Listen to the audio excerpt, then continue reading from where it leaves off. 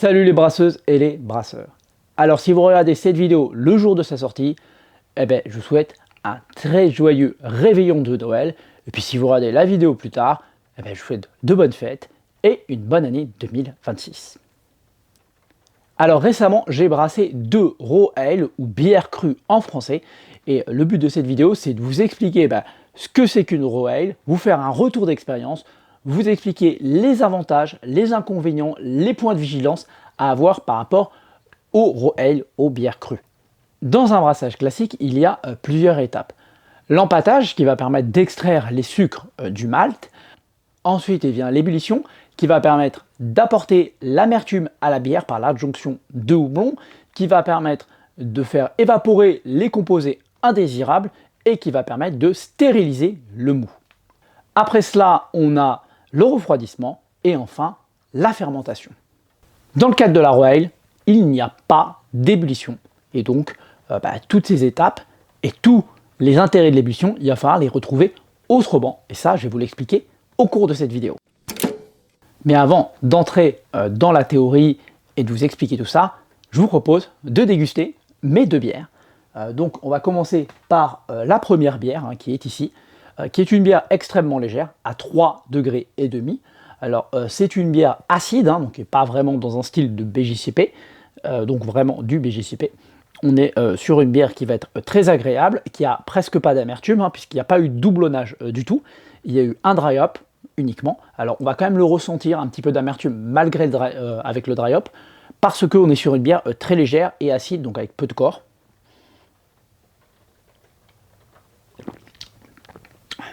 On a une bière qui est franchement très agréable. Donc acidité apportée par la Philly Sour, une levure acidifiante, très simple d'usage. Une couleur, vous voyez, un petit peu... alors je pense qu'on ne voit pas très bien, mais en gros, on ne voit pas à travers, il y a un voile. Voilà, alors c'est lié au fait que ce soit une raw ale déjà, et ensuite au fait qu'on ait une bière acide. Donc une bière très agréable. La deuxième bière que j'ai brassée, c'est celle-ci. Donc cette bière, elle est extrêmement jeune. Là, elle a moins d'une semaine. Moins d'une semaine entre le brassage et la dégustation. Donc on a une bière dry hoppée, une IPA, fermentée avec une levure de type Gvec.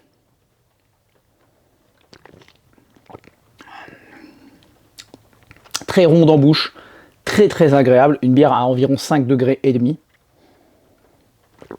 Boulonnée avec la mixtape de Malter Hops, donc 3 houblons différents. Très agréable, très fruité, c'est vraiment une très bonne bière.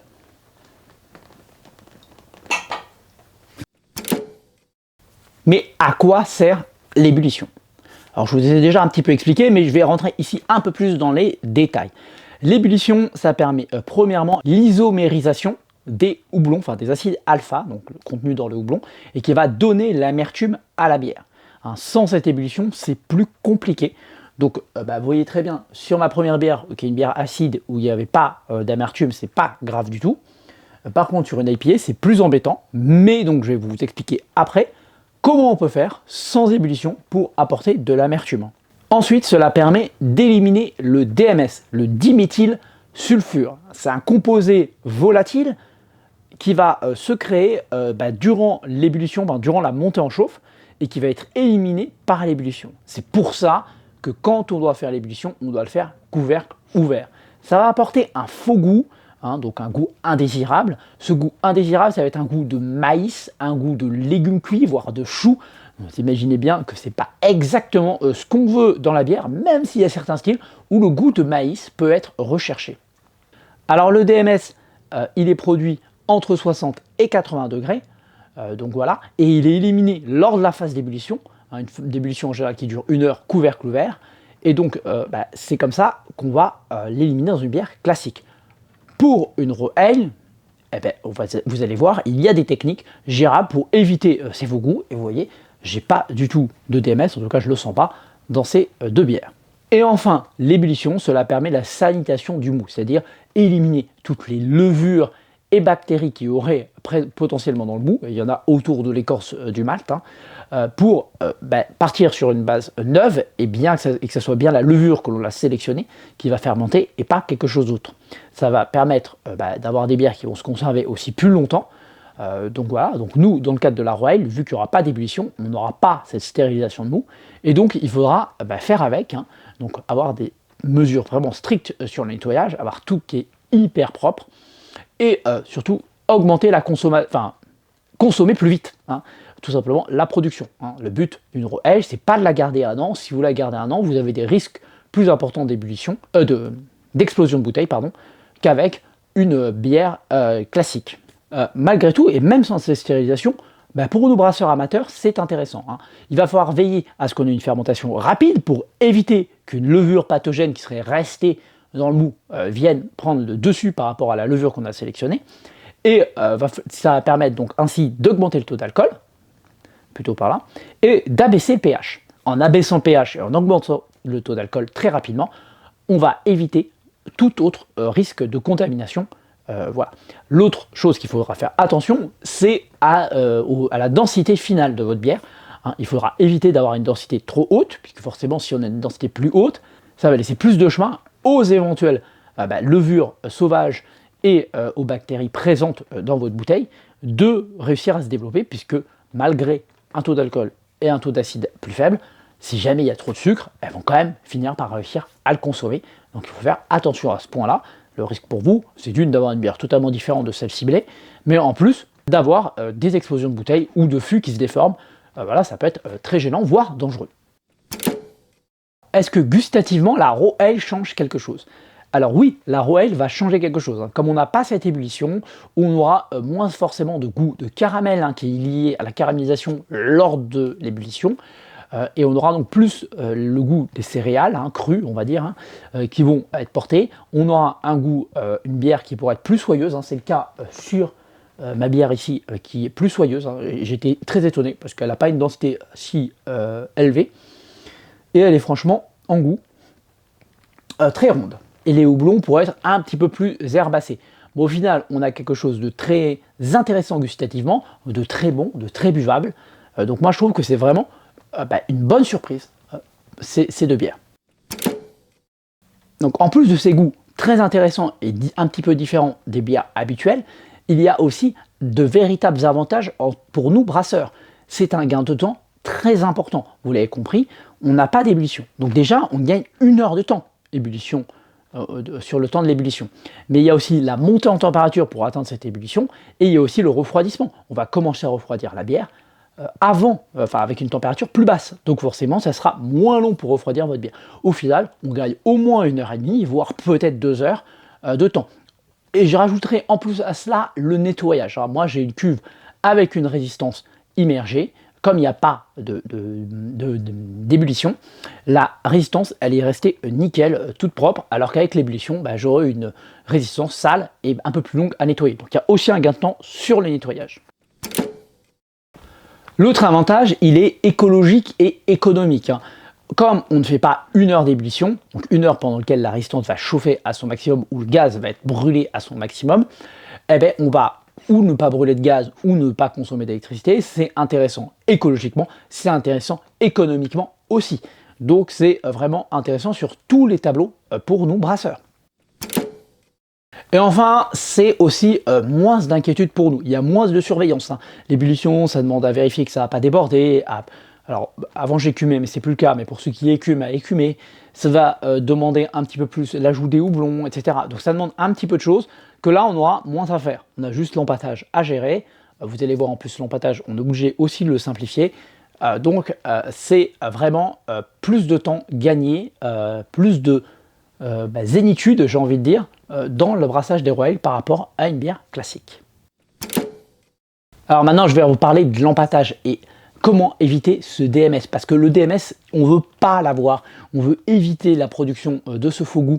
Et donc pour cela, on va devoir adapter notre empâtage. Déjà, on va éliminer la chauffe pendant l'empâtage. Vous l'avez compris, hein, si on chauffe pendant l'empâtage, on risque de monter au-delà des températures qui vont favoriser la création de DMS, et donc on va augmenter les risques de production de DMS.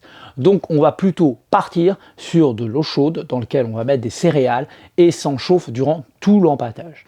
Alors c'est hyper gérable, hein. Moi je fais tous mes brassins comme ça, enfin les 20 derniers brassins j'ai dû les faire comme ça, et ça fonctionne très bien. Donc la solution c'est de chauffer l'eau à une certaine température, les logiciels de brassage vont la calculer, et de mettre les grains pour obtenir la température cible, et puis après on va laisser faire. Alors pour la première bière, ma bière acide, j'ai voulu faire un empâtage couvercle ouvert, hein, pour faire en sorte que le DMS potentiel qui va se créer puisse être éliminé le plus facilement possible. Et donc s'il s'évapore, qu'il ne retombe pas dans le mou, mais qu'il s'évapore pour de vrai. Alors pour cela, forcément j'ai quand même une cuve qui est isolée dans le pourtour pour éviter la déperdition de chaleur. Si vous avez une cuve chauffante, déjà je vous conseille quand même de l'isoler parce que c'est toujours autant d'énergie gagnée pour vous et de simplicité et d'un brassage qui sera plus uniforme en termes de température, donc ça sera mieux. Et donc le problème quand on va laisser la cuve ouverte, c'est que forcément la température va baisser beaucoup plus vite. Donc j'ai visé une température d'empâtage au départ à 71 degrés, donc vous voyez on est à la limite un petit peu au-dessus de la création du DMS qui va être vraiment à partir de 70 degrés. Et j'ai laissé pendant 1 heure. Donc on met l'eau chaude, on fait chauffer l'eau à la bonne température, on rajoute les grains, alors on met toute l'eau, hein, il n'y a pas de rinçage, hein, je précise. Alors on peut faire un rinçage, mais moi dans mon process je fais aucun rinçage. Donc on met toute l'eau, on met les grains, on mélange bien pour que ça soit à la bonne température. Une fois qu'on est à la bonne température, on laisse reposer pendant 1 heure et rien d'autre. Après on n'a plus qu'à lever le sac, la cage, enfin ce que vous avez pour effectuer la filtration. Et donc là c'est juste de l'égouttage en fait des grains. La deuxième solution, c'est ce que j'ai fait pour la seconde bière, hein, donc voilà. Et c'est un petit peu une erreur. C'est par erreur que je suis arrivé à cela. En fait, j'avais prévu de faire pareil, 70 degrés, 71 degrés et descendre jusqu'à 62 degrés, donc une perte de 9 degrés sur 1 heure. Mais en fait, ça s'est pas passé comme ça. J'ai bien chauffé l'eau comme il fallait, enfin, je crois, et j'ai mis mes grains, j'ai mélangé, et là, j'étais à 66 degrés, et 66 degrés, c'était très faible. Je serais arrivé largement en dessous des 60, donc c'était un petit peu problématique. Donc j'ai refermé le couvercle, j'ai mis mes couches d'isolant, donc des couvertures, ce que vous voulez pour isoler votre cuve au maximum, et j'ai attendu 1 heure, voilà tout simplement. Bon cette méthode elle a bien fonctionné, hein, puisqu'on a une bière où il n'y a pas de DMS. Alors pourquoi j'étais à 66 degrés au lieu des 71 prévus? Je suppose que mon eau devait être chaude à l'endroit où il y avait le thermomètre, mais comme j'ai pas mélangé mon eau, et donc j'ai pas uniformisé la température, tout simplement l'eau du dessus va être beaucoup plus faible, beaucoup plus froide, ou je sais pas, il doit y avoir des poches d'eau froide quelque part. Et ça expliquait cela. Donc bien penser à mélanger l'eau avant, lorsqu'on prend la température, voire utiliser 2 thermomètres pour mesurer à plusieurs endroits pour être sûr de la température de l'eau. Voilà, vaut mieux être un petit peu chaud et laisser refroidir l'eau que s'arrêter pile poil quand on arrive à la bonne température. Au final, les 2 bières, moi je détecte aucun DMS, donc je trouve que les 2 méthodes ont l'air de se valoir sans souci. Vous ne pourrez pas réaliser tous les styles de bière. Typiquement, les bières avec une forte densité finale, donc ont besoin d'un empâtage très élevé, ça va être compliqué parce que le risque de production de DMS, il est d'autant plus élevé qu'on va être dans la partie élevée des températures d'empâtage. Donc on va éviter. Aussi l'autre risque, c'est d'avoir beaucoup de sucre non fermentescible à la fin et donc d'avoir plus de risques que des contaminations puissent se produire après coup. On va éviter les NEPA, peut-être les grosses stout, Imperial Stout, ce genre de choses. Je pense qu'avec les Raw Ale, c'est plutôt à éviter. Avec les Raw Ale, vous pourrez faire d'excellentes saisons, parce qu'il y a une densité finale très basse. Vous pourrez faire d'excellentes bières légères, d'excellentes IPA, comme j'ai fait là, d'excellentes bières acides, tout ça, il n'y a pas de problème, vous pouvez y aller, ça va marcher du tonnerre, j'en suis sûr. Maintenant, comment apporter l'amertume dans la bière? Quelle est la solution pour apporter cette amertume, puisqu'il n'y a pas d'ébullition, on ne peut pas faire d'isomérisation du houblon, donc des acides alpha plutôt contenus dans le houblon. La solution, c'est le Opti. Le Opti, c'est tout simplement un thé de houblon. La méthodologie, elle est très simple. On va prendre une casserole, on va y mettre de l'eau, et on va les faire bouillir. Ensuite, on rajoute le houblon et on va attendre 1 heure complète pour isomériser le maximum d'acide alpha. Ainsi, vous allez réaliser une eau amère qui sera donc reversée dans votre mou après l'empâtage. Alors, vous pouvez le faire sur les drèches qui vont être à égoutter. Ça vous permettra d'extraire un petit peu plus de sucre dans les drèches en question. Alors attention, vous ne pouvez pas mettre les mêmes quantités de houblon que d'habitude. Vous serez obligé d'augmenter la quantité de façon assez significative.